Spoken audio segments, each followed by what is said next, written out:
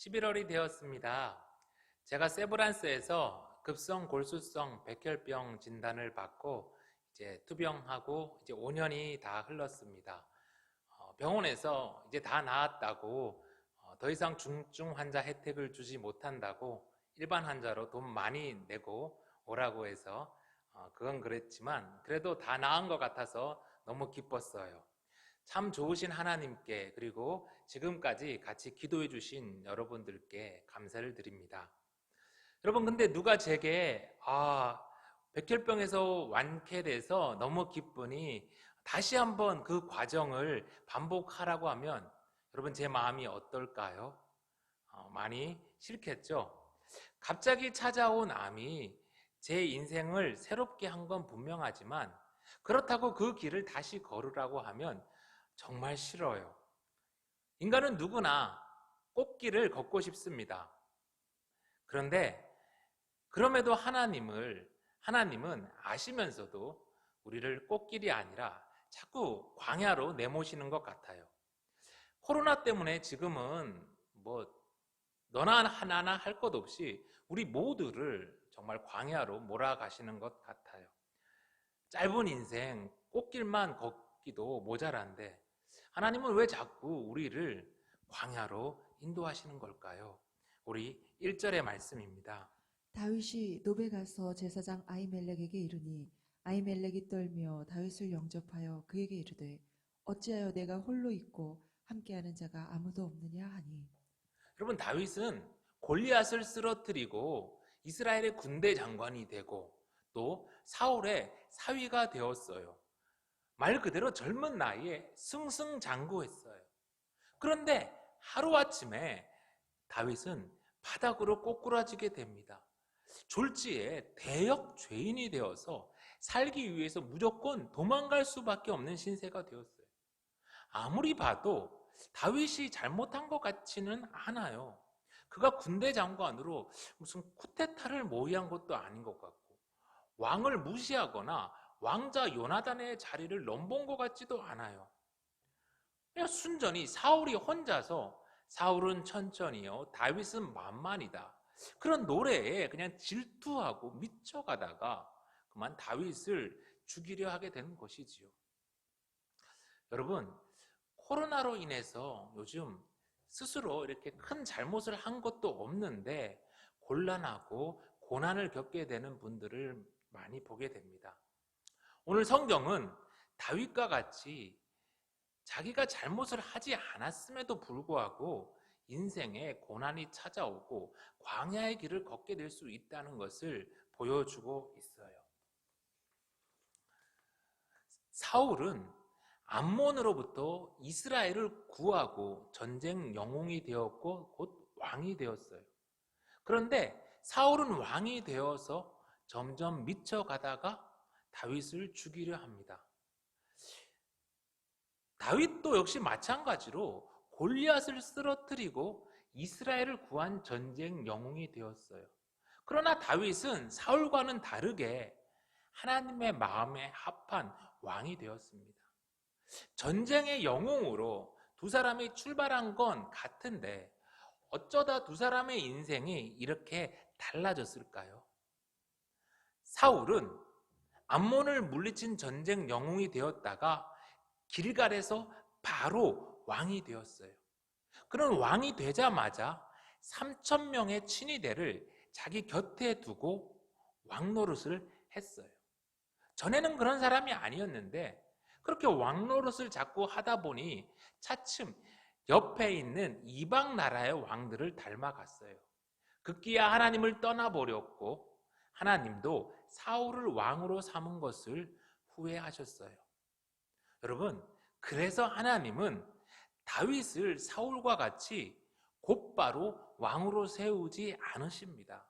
골리앗을 쓰러뜨리고 다윗이 왕이 될 때까지 다윗은 10년이 넘는 그 기간을 광야에서 도망다니며 살아야 했어요.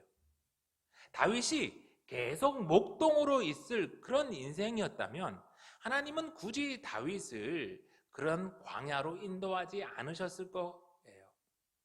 그러나 다윗이 하나님의 마음에 합한 왕으로 이스라엘을 다스리기 위해서는 반드시 다윗에게는 광야의 훈련이 필요했던 것이지요.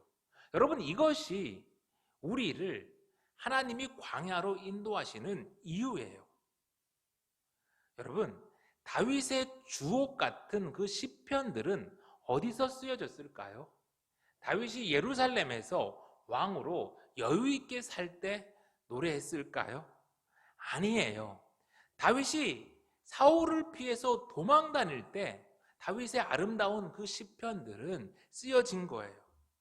사랑하는 성도 여러분, 사울의 경우와 같이 고난이 없는 승리는 우리를 금방 교만하게 하고 멸망의 길로 인도합니다.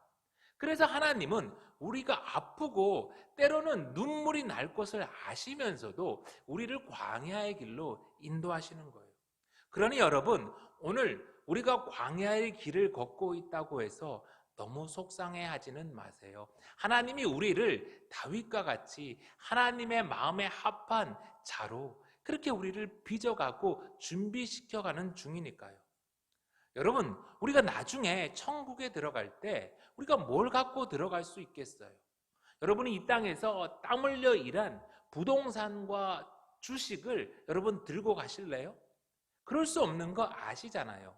우리가 천국에 갈 때 우리가 들고 갈 수 있는 것은 우리가 이 땅에서 쓴 인생 시편들밖에 없어요. 허락된 하루하루를 살아가면서 우리 다윗과 같이 이런 아름다운 인생의 시편들을 함께 적어갈 수 있는 저와 여러분 다 되기를 간절히 소망합니다. 이제 3절의 말씀이에요. 이제 당신의 수중에 무엇이 있나이까? 떡 5덩이나 무엇이나 있는 대로 내 손에 주소서 하니. 여러분, 금강산도 식후경이라고 하잖아요. 인간에게 이 배고픔만큼 큰 고난은 없는 것 같아요. 이제 근래에 아시아나 아프리카에서 여러 문제들이 발생했는데 그 주된 원인이 기후 이상으로 인한 식량값의 폭등이었다라고 해요.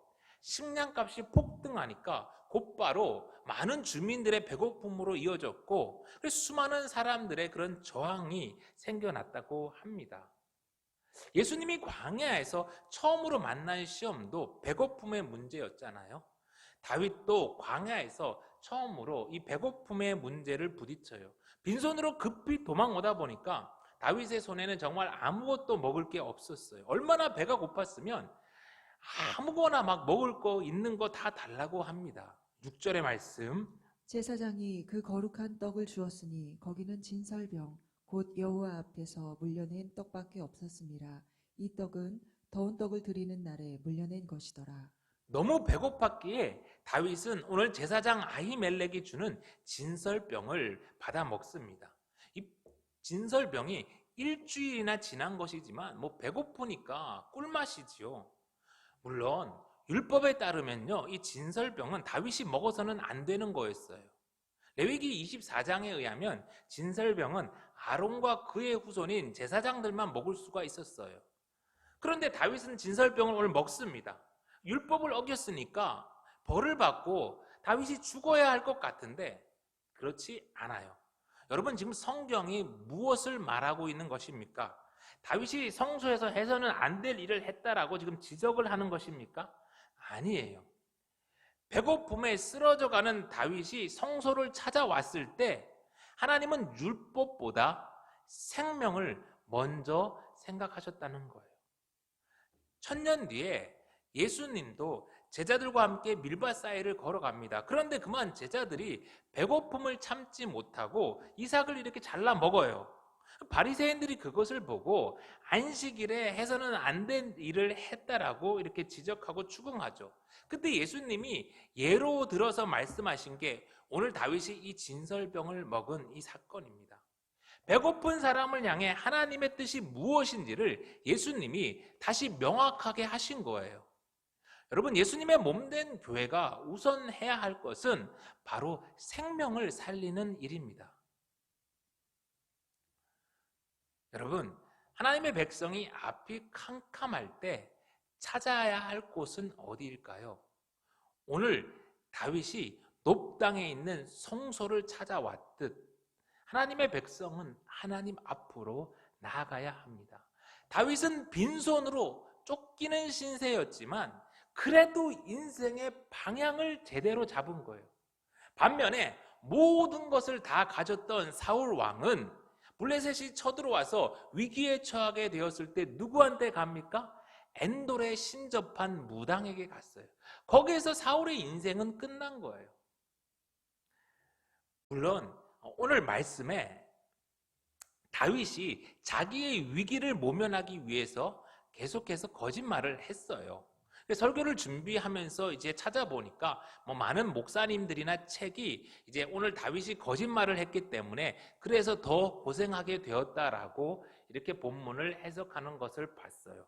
맞는 이야기입니다. 위기를 모면하기 위해서 거짓말을 하는 것은 분명 잘못된 일이에요. 그런데 오늘 성경이 말하는 것은 그게 다가 아니에요. 죄를 지은 것을 다 아시면서도 하나님은 살려고 하나님께 나아온 인간을 외면하지 않으신다는 거예요. 오늘 다윗처럼 여러분 우리도 그렇잖아요. 살기 위해서 몸부림치고 또 거짓말도 하고 죄를 지어요. 골리앗을 쓰러뜨린 다윗도 그런데 하물며 우리가 얼마나 선하게 살 수 있겠어요. 그렇지만 우리도 다윗과 같이 하나님께 나아가면 하나님은 우리를 외면하지 않으시고 우리를 살려주신다는 거예요. 하나님은 자기가 세우신 율법을 깨트려 가면서도 하나님을 찾아온 하나님의 백성들을 살리신다는 거예요.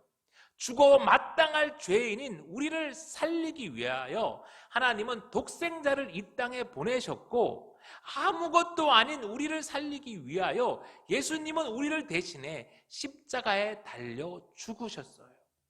율법을 뛰어넘는 사랑, 그 사랑의 실천이 오늘 교회가 이 땅에 존재하는 이유예요.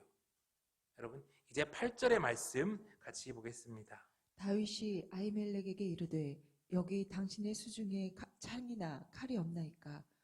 왕의 일이 급함으로 내가 내 칼과 무기를 가지지 못하였나이다 하니. 다윗이 당장 이 배고픔의 문제를 해결하고 나니까 그 다음으로 급하게 찾아야 될 것은 광야에서 자신을 지키기 위한 무기였어요. 그런데 오늘 말씀해 보니까 좀 이상한 점이 있어요.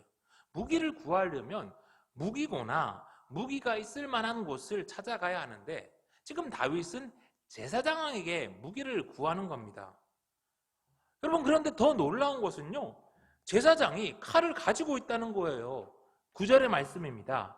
제사장이 이르되 내가 엘라 골짜기에서 죽인 블레셋 사람 골리앗의 칼이 보자기에 쌓여 에봇 뒤에 있으니 내가 그것을 가지려거든 가지라. 여기는 그거밖에 다른 것이 없느니라 하는지라. 다윗이 이르되 그 같은 것이 또 없나니 내게 주소서 하더라. 여러분 제사장이 이 골리앗의 칼을 다윗에게 보여주자 다윗은 그 같은 것이 없다면서 얼른 받아 챙깁니다. 이 정황을 보아하니 다윗은 처음부터 골리앗의 칼이 여기에 있는 것을 알았던 것 같아요. 알면서 묻는 거죠. 성경에 나오진 않지만 아마 다윗은 이 제사장에게 골리앗의 칼을 먼저 드렸던 것 같아요.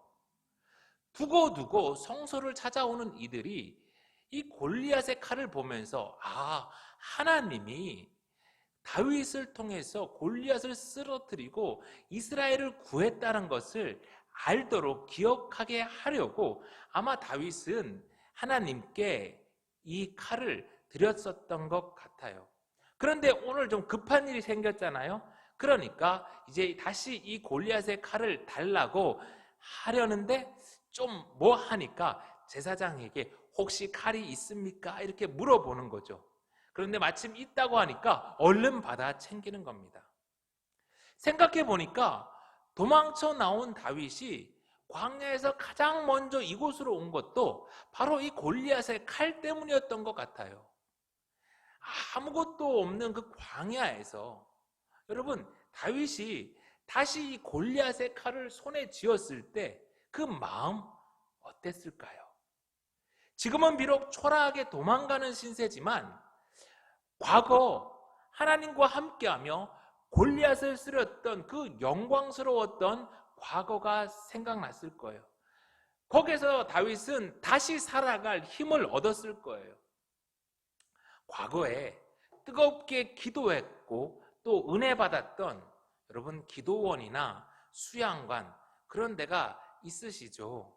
가끔 그런 데 다시 가면 가슴이 뜨거워지잖아요. 하나님의 은혜를 느끼게 해줄 그런 장소와 그런 기억, 그런 추억이 있다는 것은 성도에게 참 소중한 것이에요. 코로나로 인해서 돈도 직장도 갑자기 사라지고 삶이 무너진 분들이 참 많습니다. 원하지 않는 광야가 시작되었어요. 그럴 때 어떤 이들은 급하다고 엔돌의 무당에게 달려가죠.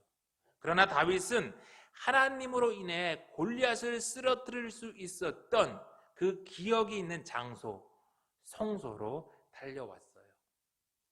사방이 막혀도 언제나 하늘은 열려 있어요. 돈도 직장도 할 수 있는 것이 모두 다 사라졌지만 우리에겐 하늘이 열려 있어요. 그리고 세상보다 크신 하나님이 우리를 기다리십니다. 그러니 어떤 순간에도 우리 살아서 하나님께 달려가기만 하면 돼요. 급하게 성소로 달려온 다윗은 배고프고 아무것도 가진 게 없었지만 나갈 때는 배도 든든했고 손에는 골리앗의 칼도 들고 나가요. 하나님 앞으로 나아가는 저와 여러분의 인생도 하나님이 오늘 다윗과 같이 이렇게 채워주실 줄 믿습니다. 아멘. 당장에 이제 허기는 채웠지만 다윗이 얼마나 급했던지 그만 블레셋 가드 왕 아기스에게로 도망을 갑니다. 요즘 말로 하면 대한민국 육군 참모 총장이 그냥 북한으로 도망가 버린 거예요. 얼마나 다윗이 두려웠으면 적국 블레셋에게, 그것도 자기가 죽인 이 골리앗의 고향인 가드로 도망갔겠어요. 그런데 오늘 성경은 다윗이 원수의 나라 블레셋으로 도망갔다라고 나무라지 않아요. 이 땅에서 살 길이 없으면 저 땅으로 가도 괜찮다는 거예요. 삶을 포기하지 말고 어디든 가서 살라는 겁니다. 그러면 언제인가 길이 생겨요.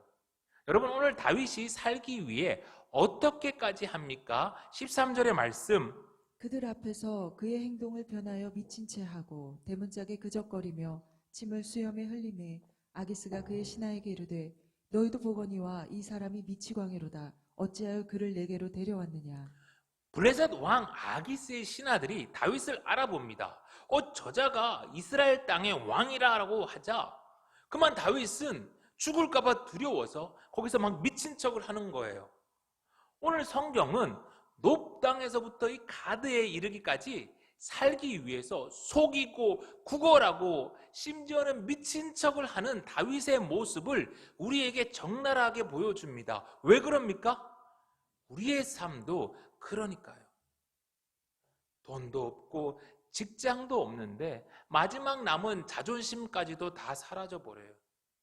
그런 게 광야인데 그래도 하나님은 우리에게 다윗처럼 그 광야를 살라는 것입니다. 사랑하는 성도 여러분, 궁궐에서 풍요롭고 따뜻한 삶을 살다가 하루아침에 바닥으로 떨어졌을 때 다윗이 무슨 생각을 했을까요? 과거를 그리워했을까요? 사울은 천천히요 다윗은 만만히로다. 도대체 누가 그 노래를 그렇게 불러서 내가 이렇게 누명을 쓰고 이렇게 도망가야 됐는지 원망했을까요? 현실을 비관했을까요? 아니에요. 다윗은 광야를 걸으면서 돈이 아니라 지위가 아니라 하나님이 내 인생을 붙드신다는 것을 결정하신다는 것을 몸으로 깨달은 거예요. 골리앗을 쓰러뜨리고 궁궐에서 탄탄대로를 걸었던 다윗은 인생이 비로소 하나님께 달려있다는 것을 광야를 통해서 완전히 새롭게 배운 거죠. 여러분, 하나님은 광야를 통해서 우리도 그러길 바라세요. 돈이 아니라 하나님을 의지하며 세상을 살아가는 법을 배우기를 원하세요. 하나님은 광야를 통해서 우리도 인생을 역전시키시는 그 하나님을 경험하기를 원하세요. 출애굽 1세대는 광야에서 원망만 하다가 다 죽어갔지만 다윗은 그러지 않았어요. 다윗은 광야에서 몸으로 하나님을 경험했고 그의 인생의 하나님을 시로 노래했어요. 여러분, 그게 시편 34편입니다. 시편 34편에는 다윗이 아비멜렉 앞에서 미친 채 하다가 쫓겨나서 지은 시라고 설명이 붙어 있어요. 이 아비멜렉이라는 말은요, 이제 애굽의 바로처럼 이 블레셋의 왕들을 다 통칭하는 표현이에요. 그러니까 오늘 블레셋의 왕 아기스 앞에서 다윗이 미친 척 하다가 쫓겨나서 겨우 목숨을 구하고 지은 시라는 거예요. 여러분, 이 시편 34편을 오늘 예배 후에 꼭 묵상해 보세요. 아니, 이번 주 내내 정말 묵상하셔도 좋겠어요. 이 시편 34편은 고난이 없는 사람들에게는 별로 와닿지 않을 수 있어요. 그러나 광야의 길을 걸으시는 분들에게는 정말로 완전히 새롭게 들리고 큰 힘이 될 거예요. 다윗의 말대로 이 시편이 공고한 여러분들을 살릴 거예요. 다윗은 모든 게 사라진 그 인생 바닥에서 하나님께 달려갔어요. 하나님께 피했어요. 그 공고한 가운데 하나님께 부르짖었어요. 그랬더니 여호와께서 들으시고 모든 환난에서 구원하셨대요. 배고픔도 무기도 바닥에 떨어진 자존심도 다 해결해 주셨대요. 하나님께 피하는 자가 복이 있대요. 비록 고난 가운데 아무것도 할 수 없을지라도 우리가 부르짖을 때 여호와 하나님께서 들으시고 우리를 환난에서 건지실 줄 믿습니다. 마음이 상한 자를 가까이 하시고 중심으로 통회하는 자를 구원하실 줄 믿습니다. 여러분, 광야에서 경험한 그 은혜가 얼마나 컸으면 다윗은 우리에게 너희도 광야를 두려워하지 말고 그 속에서 여호와의 선하심을 맛보아 알라라고 그렇게 말해요. 이제 말씀을 마칩니다. 어느 때보다 힘든 날들이 이어지지요. 돈도 사라지고 직장도 사라지고 마지막 남은 자존심마저 사라져 버려요. 그래도 살아야 합니다. 예수님은 내내 그러셨잖아요. 마지막 자존심까지 다 찢겨져 알몸으로 십자가에서 죽으셨잖아요. 그렇게 우리를 구원하셨고 그래서 우리의 왕이 되어 주셨어요. 인류를 구원하기 위한 소망 하나로 십자가를 지신 예수님처럼 광야에서 하나님을 피난처 삼은 오늘 다윗처럼 우리도 오늘을 그렇게 살아요. 크게 잘 되지 못해도 무언가를 이루지 않아도 광야를 살아내는 것 그 하나만으로 충분히 잘 하시는 거예요. 좋으신 하나님이 광야를 살아가는 저와 여러분을 붙드시고 함께 해주시기를 간절히 소망합니다.